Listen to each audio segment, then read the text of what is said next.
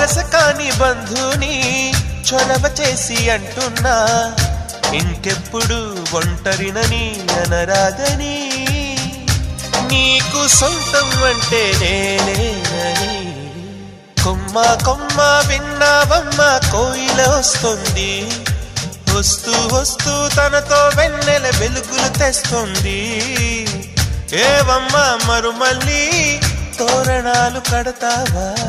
చిలకమ్మ ఎదురేగి స్వాగతాలు చెబుతావా పూల పొగరిల్లేరా రమ్మందని